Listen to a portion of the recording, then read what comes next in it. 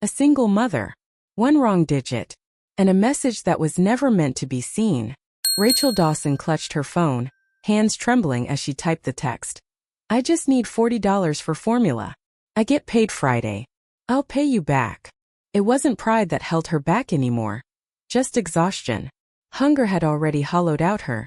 But her 6-month-old daughter, Sophie, couldn't wait until Friday. She meant to send it to her brother. She didn't. 3 miles away, Grant Whitaker, CEO of SummitCore Technologies, stared at the message. He should have deleted it. Should have ignored it. But he didn't. Because something in those few words gripped him. Within minutes, Rachel received a reply. Not from James, but from a stranger who shouldn't have cared. And yet, within hours, her life began shifting in ways she couldn't explain. First came money, then a job, and finally a question that would haunt her. How did he know her baby's name? She had no idea. That one mistyped digit had just unlocked a door someone powerful had been waiting years to walk through. Rachel Dawson was 27, with dark circles etched under her eyes and blonde hair pulled into a lopsided bun that hadn't seen a brush in days. Her frame was slight, worn thin by worry and skipped meals. Yet there was a quiet strength in her posture, the kind that came from carrying too much alone. She didn't complain. She didn't ask for sympathy. She simply endured. Before the layoff, she had been a junior accountant. Punctual, precise, always the last to leave. Her resume was immaculate. But resumes don't keep the lights on when there's a 6-month-old crying at 2 a.m. and the bottle's nearly empty. Every morning Rachel had a routine.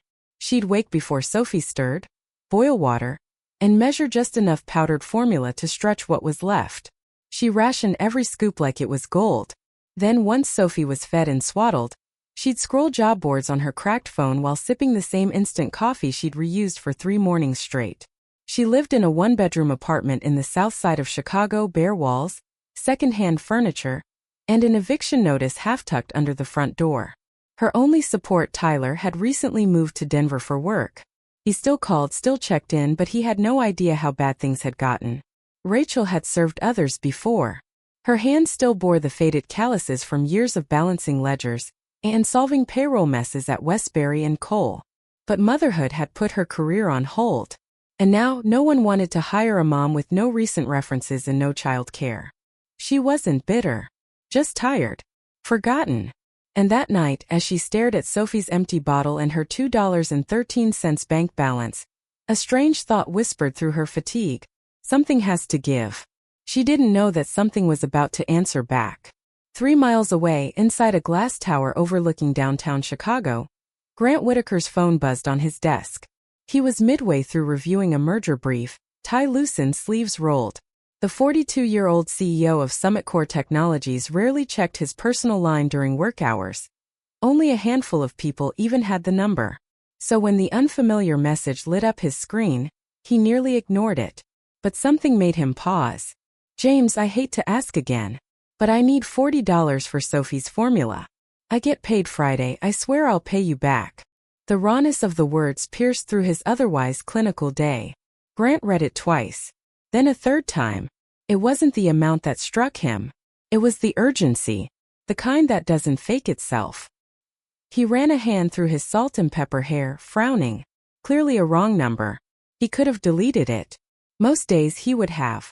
Instead he replied, I think you have the wrong number. I'm not James. Back in her dim apartment, Rachel's phone buzzed. She read the reply and her stomach dropped. She had mistyped the final digit of her brother's number. Again. Shame and panic surged through her. How could I mess this up? I'm so sorry, she typed quickly. Please ignore that. Wrong number. She tossed the phone aside like it burned, tears pricking her eyes. It was one thing to be broke. It was another to feel stupid on top of it. But then the phone pinged again. Is your baby going to be okay? Rachel blinked. Why would a stranger care? Every instinct screamed caution. She'd read enough horror stories online. People taking advantage of desperation. But exhaustion dulled her fear. We'll manage, she typed shortly. Sorry to bother you. I could help. No strings attached. She scoffed out loud. There were always strings. Thanks, but I don't take money from strangers. Smart policy, the stranger replied. I'm Grant. Now I'm not a stranger. What formula does your baby need? Rachel stared at the screen. Her heart battled between suspicion and the smallest flicker of hope. This is crazy, she thought. Then slowly she typed, Formule gentilis. She has colic. It's the only kind that works. What's your Venmo? She hesitated, fingers hovering over the keys. What did she have to lose? If it got weird, she'd block him. A minute later, her phone chimed. Rachel gasped. Not $40. $400. This is too much. I can't accept this. Consider it in advance for the next few months. One less thing to worry about. And just like that, Rachel broke. Not with rage. Not with relief. But with a quiet, crumbling sob that had waited months to escape. She hadn't cried when she got fired. Not when her landlord left the final warning. Not even when Tyler moved away. But now, because of a stranger's kindness. It was all too much.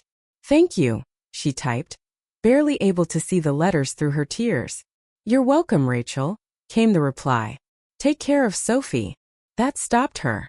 Because in all her messages, she had never once mentioned her baby's name. Rachel stared at the screen, her breath caught. She reread the message. Take care of Sophie. Her fingers hovered over the keyboard. Had she mentioned Sophie's name? She scrolled up, heart thudding. No, not once. Not even a hint. Cold rippled through her spine. What if this wasn't just a stranger? What if he'd found her some other way? Before she could spiral further, her phone buzzed again. Hope you and Sophie had a better night. I have a proposition for you. There it was. The part where the strings finally showed. What kind of proposition? She replied flatly. Professional, not personal. I run a company called Summit Core Technologies. We need someone with accounting skills for a short-term project. Your brother, Tyler, mentioned you were looking for work. Her hands trembled as she read. How does he know my brother? Rachel's heart pounded as she opened her social media profiles, all set to private. There were no photos of Sophie, no job titles, nothing recent, thanks to her long sabbatical from life. How do you know my brother? She typed. And how do you know I'm an accountant? I apologize if this feels invasive, came the reply. Your number is one digit off from Tyler Dawson. He works in my HR department. When I mentioned the wrong number text this morning, he figured out it was probably you. He speaks very highly of your skills. She sat in stunned silence. The explanation made sense. Too much sense. It almost felt scripted. But Tyler did work in HR at some tech company, and she had sent out resumes for weeks. Maybe this was a genuine coincidence. Or a gift she didn't feel worthy of. I'd be interested in hearing more, she replied cautiously. But I'd need flexibility. I have a 6-month-old and no childcare. We offer on-site childcare, Grant responded instantly. And flexible working hours. Come in tomorrow at 10 a.m. I'll tell reception to expect you. The next morning, Rachel packed a bottle, wiped down her thrifted blazer, and bundled Sophie into her carrier. Her bank account still read $402.13, and her rent was still past due. But something pulled her forward. Curiosity. Necessity. Maybe hope. Summit Core's headquarters rose above the street like a fortress of mirrored steel. She felt impossibly small beneath it, as if stepping into a world where she didn't belong. But as she walked through the revolving doors, the security guard looked up and smiled. Rachel Dawson? She froze. Mr. Whitaker's office is on the top floor. Evelyn will meet you by the elevators. Rachel didn't even have time to process the formality. A poised woman in her 50s appeared and greeted her by name. We're glad you came, Evelyn said warmly. This way. They didn't take her to HR, or a waiting room, or even a conference space. Instead, Rachel was led to a corner office suite with panoramic views of the skyline, and a sitting area more comfortable than any place she'd lived in years. He'll be with you shortly, Evelyn said before asking, Coffee? Water? Water, please, Rachel managed, setting Sophie's carrier gently onto the leather couch. She used the quiet to glance around. The office didn't look like the lair of a cold corporate executive. It felt lived in. Warm. Family photos. Books. A guitar leaning against the wall. And then a voice behind her said softly, She looks peaceful. Rachel turned, startled. A tall man stood in the doorway. Salt and pepper hair, eyes steady, tailored suit that couldn't quite hide the ex-athlete's frame. "Mr. Whitaker," she said, standing instinctively. "Thank you for seeing me." "Grant," he corrected with a small smile. "And thank you for coming in." Their eyes met. The moment hung in the air. Two strangers bound by desperation, kindness, and something neither of them yet understood. Rachel sat on the edge of the leather armchair, posture straight, hands clasped tightly in her lap. Sophie slept soundly in the carrier beside her, the rise and fall of her tiny chest the only movement in the room. Grant took the seat across from her. For a moment neither spoke. The circumstances were too unusual, the stakes too high, and both of them knew it. "I should probably explain the texts," he said, finally breaking the silence. "I don't make a habit of accepting money from strangers," Rachel replied, voice calm but steady. "Or showing up to offices of CEOs I've never met." Grant gave a nod of respect. "Fair enough. The truth is, yesterday marked 3 years since my daughter Charlotte passed away. She would have turned 8. Rachel's breath caught. I'm so sorry." "Leukemia," he added, eyes drifting toward Sophie. "We fought hard. She fought harder." For a moment Rachel said nothing. She reached instinctively toward Sophie's carrier. The motion protective, unconscious. But Grant didn't flinch or recoil. He only watched, with a softness in his expression that was impossible to fake. "When I got your message," he continued, "it felt like maybe it was a moment to help someone. The way I couldn't help her." Rachel looked away. The weight of his grief was quiet but heavy. She didn't know what to say, so she said nothing. And somehow that felt like the right answer. "And the job?" she asked when the silence had settled again. "Completely legitimate," Grant said. "The connection to your brother was coincidental, but when I told our HR team about the wrong number text, Tyler realized who it was immediately. He's been worried about you." Rachel flushed. "He doesn't know how bad it got. I didn't want him to worry. He just got settled. He doesn't need to fix my life too." Grant nodded. "Family pride. I understand that." He leaned slightly forward, producing a folder from the table. "This is the project. It's a 3-month contract. Full benefits. Competitive salary." Rachel opened the folder. Her eyes scanned the numbers, instinct from her accounting days kicking in. She blinked.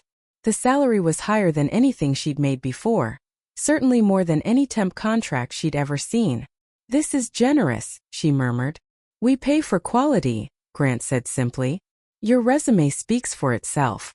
2 years at Westbury and Cole. Top of your class at Penfield.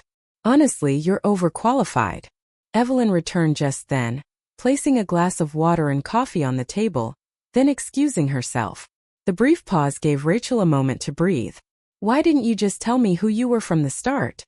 she asked once the door closed behind Evelyn. "In the text messages?"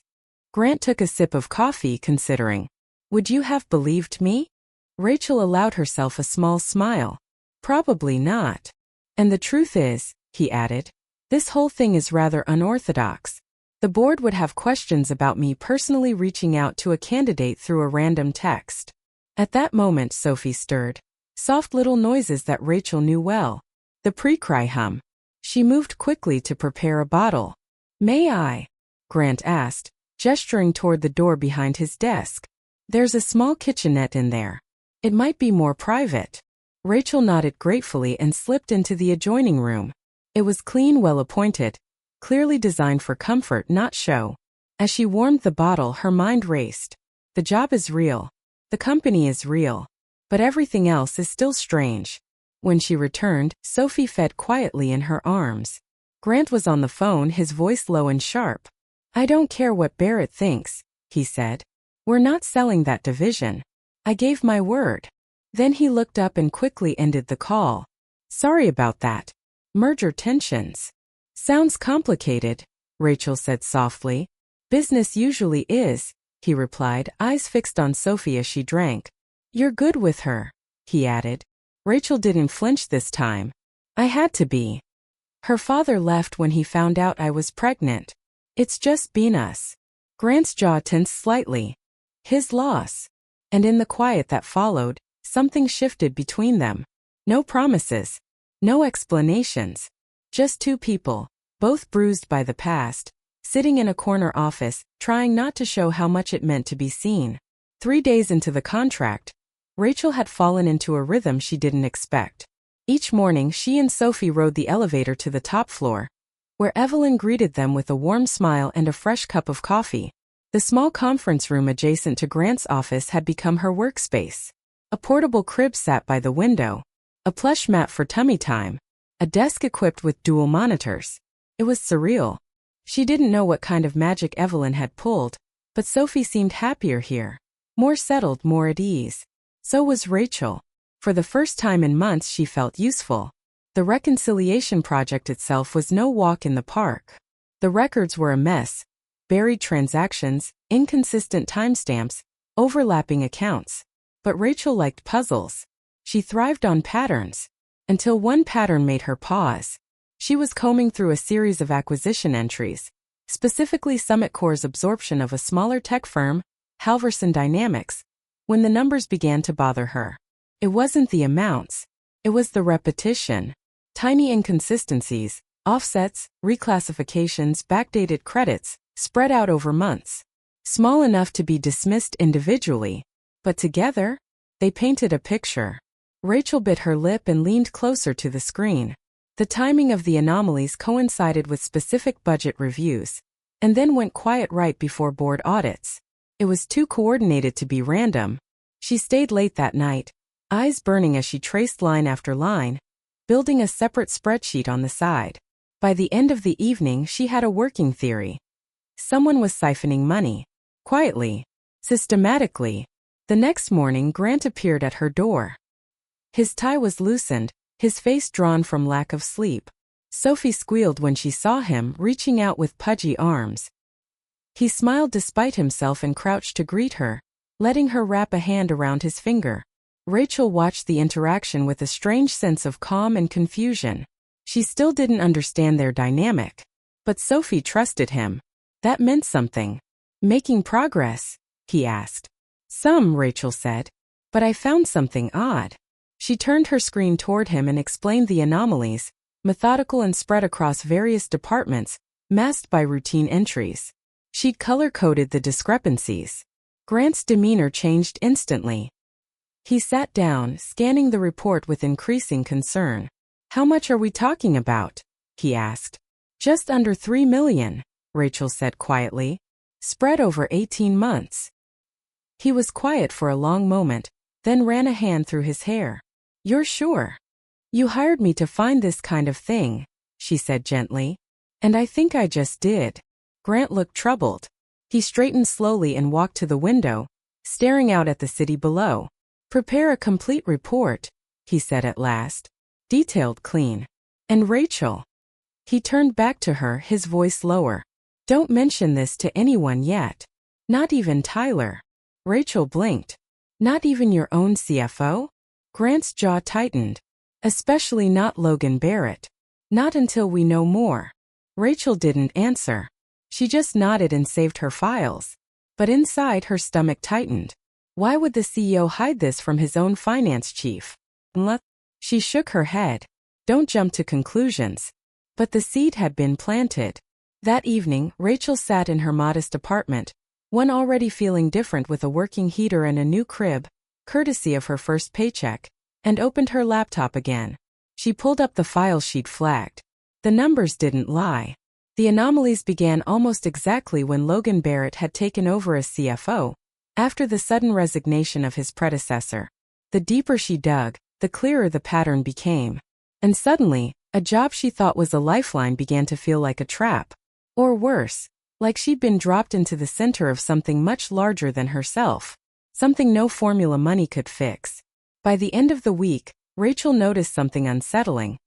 Logan Barrett had started showing up on her floor more often. The CFO of a billion-dollar company didn't usually roam around outside of board meetings or quarterly reviews.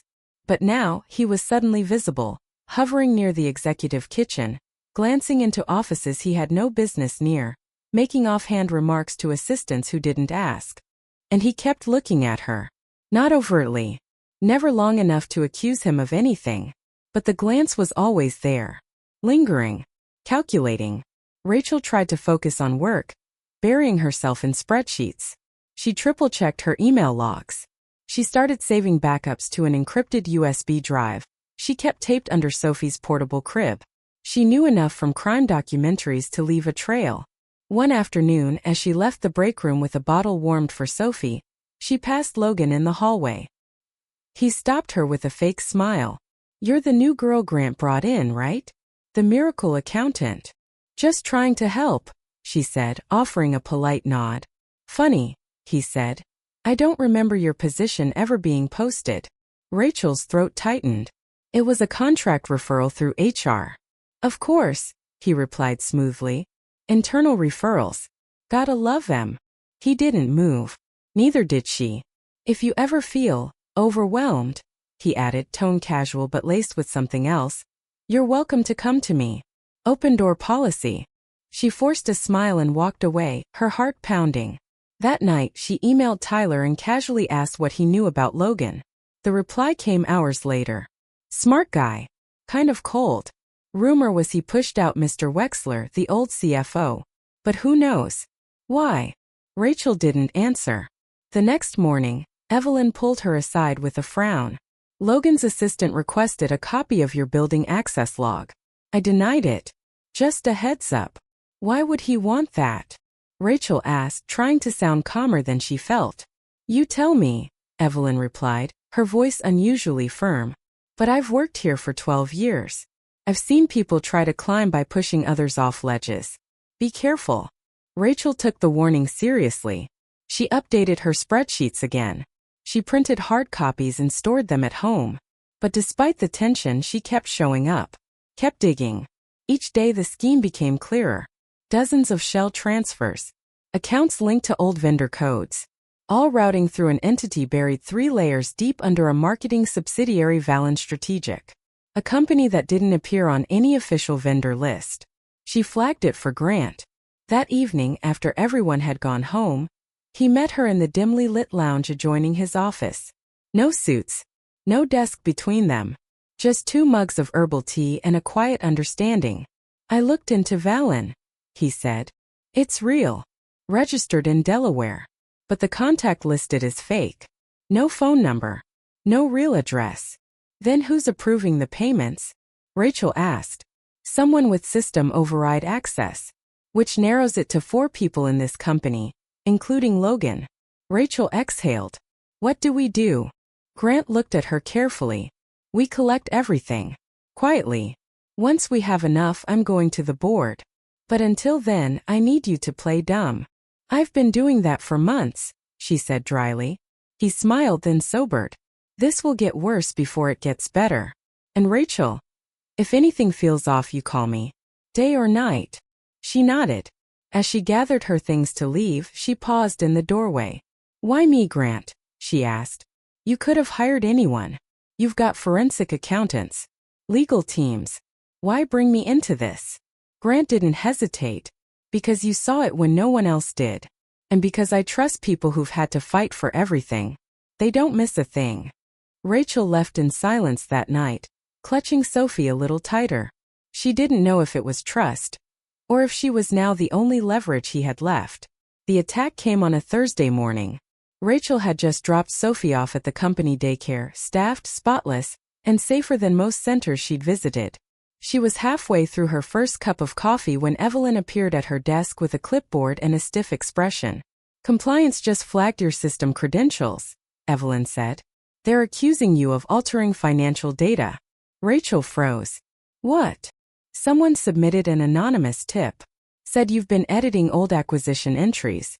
Specifically Halverson Dynamics." Rachel's blood ran cold. She stood up without a word and marched to Grant's office. But he was already on the phone, voice sharp and cold. "No, David, she wouldn't do that.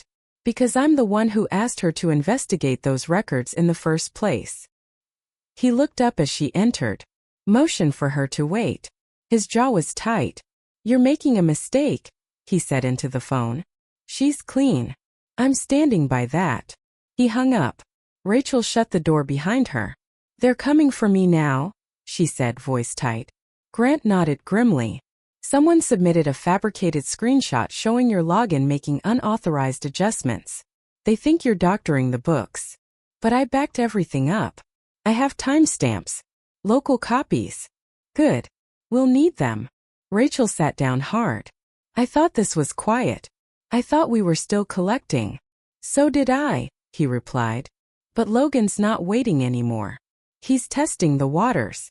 Seeing how close we are. And if the board believes him, then I lose my seat. And you lose everything. Rachel's mouth went dry. Is this how they do it? Every time, Grant said softly. Later that day, she was summoned by the board's audit committee for a preliminary review. The meeting took place in a windowless room with gray chairs and colder stairs. Logan was there, seated at the far end, flipping through a folder of evidence with smug precision. Ms. Dawson, began one board member, can you explain these edits you made to the Halverson files? I didn't make them. I documented them.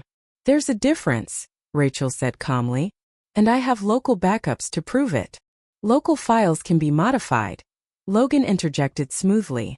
We have to go by server logs. Rachel turned to him. Unless someone with admin privileges changed those logs. That earned a few raised eyebrows. Logan didn't flinch. That's a serious accusation, he said, all lawyered polish. So is yours, Rachel replied. Mine just happens to have a paper trail. The board called for a recess. Grant joined her in the hallway. They're spooked, he whispered. But not convinced. What now? We need something bigger. Something undeniable. That night Rachel didn't sleep. She combed through every file she copied, every timestamp, every email. At 2:14 a.m. she found it. A duplicate invoice. Dated the same day as a canceled transaction. Different account, same vendor ID. She dug deeper. Found another. Then another. By dawn, she had a folder of 14 forged invoices, each redirecting funds to Valen Strategic. She uploaded them to a private drive. Then emailed Grant with the subject line. I found it. At 9 a.m., he called an emergency meeting with the board. This time Rachel sat beside him, silent, confident. Grant stood. Calm. Unshakable. What you're about to see, he said, is proof that someone inside this company has committed 7 figures worth of financial fraud. And the person who discovered it was almost destroyed for doing her job. He plugged in the drive. Opened the files. And for the first time in days, Logan Barrett stopped smiling. The fallout was immediate. By noon, Logan Barrett was escorted out of Summit Corps headquarters. No words. No last statements. Just the silence of a man who realized he'd underestimated the wrong people. Rachel didn't go back to her desk that day. She sat in the quiet of the rooftop garden Grant had built for employees, an oasis of green amid steel and glass. Sophie slept on her lap, wrapped in a soft gray blanket Evelyn had slipped her that morning. For the first time in weeks, Rachel breathed. No more secrets. No more whispers in hallways or access log requests or fake screenshots. Just the sound of wind and a baby's even breathing. Grant joined her near sunset. He looked different. Lighter somehow. The pressure of weeks, the burden of protecting the company from the inside, had lifted just enough to let him smile again. You saved this place, he said, settling beside her. I just followed the numbers. And trusted your gut. He reached into his coat and handed her a sealed envelope. Inside was a revised contract, this time not a 3-month gig. It was full-time. Executive level. Benefits. Bonus structure. A corner office with windows. And daycare privileges for as long as she needed them. Rachel stared at it, stunned. I can't accept this. Why not? I'm not, this isn't Grant, I was desperate. I didn't earn this. I got lucky. No, he said quietly. You got strong. They sat in silence a while longer, watching the city flicker below. Rachel traced the edges of the envelope.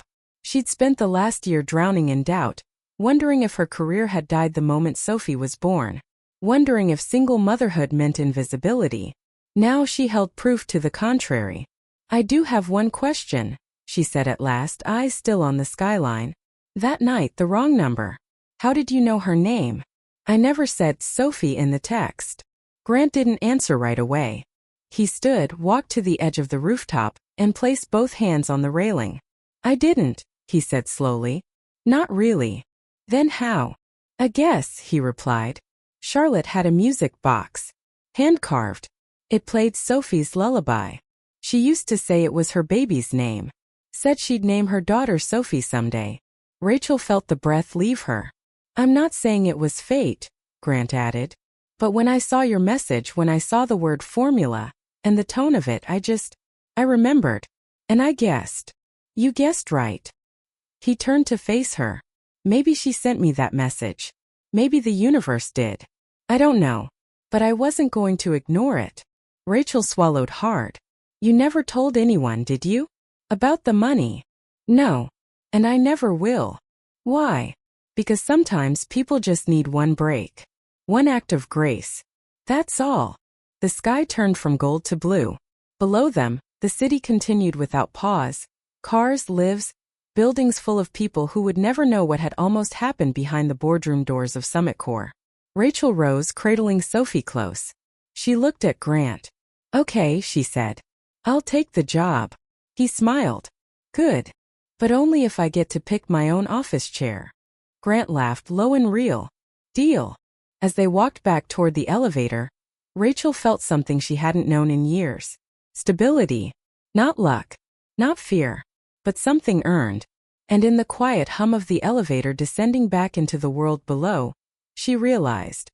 This wasn't just a new chapter. It was hers. Over the next few months, Summit Corps changed, and so did Rachel. The energy around the office was different. People smiled more. Doors stayed open longer. The culture of quiet fear that Logan had cultivated evaporated like fog in the sun.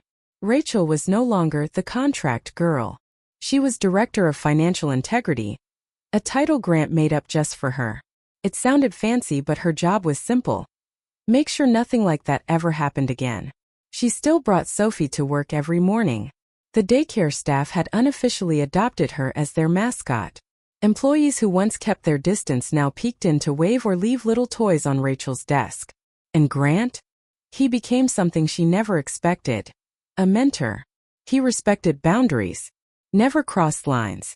But he listened. He gave her space. And more importantly, he backed her, publicly and consistently. At every quarterly meeting, he credited the turnaround not to corporate restructuring or new policy, but to Rachel Dawson's refusal to look away when something didn't feel right. She often sat quietly in the back during those meetings, heart pounding as her name echoed through the auditorium. She didn't like attention, but she'd stopped apologizing for being visible. One Tuesday morning, Grant invited her to breakfast at a small cafe 2 blocks from the office. It was his usual spot, wooden booths, mismatched mugs, a waitress who called him Han. We're expanding, he said over scrambled eggs. Thinking about launching a financial ethics division. I want you to lead it. Rachel blinked. That's huge. So is your track record. I've been here 5 months. Exactly, he said with a grin. Imagine what you'll do in a year. She didn't answer right away. The offer was overwhelming. Not just because it was ambitious, but because for once someone saw her as more than a temporary solution. I'll think about it, she said softly. Grant nodded. That's all I ask. After he left, Rachel lingered at the cafe. Sophie was at daycare. She had 10 full minutes to herself. No cries, no numbers, no boardroom tension. She sipped her coffee and pulled out her phone. A new email had come in. An internal memo from the company archives team. The subject line read, Archived Correspondence. Wexler Transition Memo. Curious, she opened it. It was a copy of an old handover note from the former CFO, Mr. Wexler, the one Logan had replaced. Most of it was standard protocol, until the final paragraph. Lastly, I urge my successor to revisit the archived candidate profiles from the class of 2016. One in particular, Rachel Dawson, stood out during our diversity fellowship outreach. We never contacted her due to budget freezes, but her resume remains exceptional. If she resurfaces, consider her a priority. Rachel's hand froze. That was the year she graduated. The same year she applied unsuccessfully to Summit Corps' entry program. She had never even received a rejection letter. But they remembered her. Grant knew. Or someone did. She sat back stunned. All this time, she thought she'd landed at Summit Corps by accident. By a wrong number. By a grieving man's gesture of kindness. But what if that message had simply reopened a file that was never truly closed? She didn't know how to feel. Was it fate? A long-delayed chance? Or had Grant orchestrated more than he ever let on? She stared out the cafe window, heart full and confused. Then her phone buzzed, a photo from daycare. Sophie smiling, 2 front teeth showing, clutching a toy calculator someone had gifted her. Rachel laughed quietly, the sound catching in her throat. Maybe it didn't matter how she got here. She was here. And she wasn't leaving. 6 months after the investigation, Summit Corps hosted its first ever Ethics and Integrity Summit, a company-wide event created to acknowledge hard truths, highlight transparency, and rebuild trust from the inside out. Rachel had been asked to give the closing remarks. She tried to decline. Public speaking wasn't her thing. But Grant had looked her dead in the eye and said, "If you don't tell your story, someone else will. And they won't do it justice." So here she was, standing behind a sleek podium, in front of 500 employees and executives, her heart thudding in her ears. Sophie was asleep backstage with Evelyn. Grant stood quietly near the sound booth, hands folded. The lights were bright. The silence expectant. Rachel adjusted the mic. 6 months ago, she began, I applied for a job I never thought I'd get. I didn't have childcare. I didn't have recent experience. I had $12 in my account and a baby on my hip.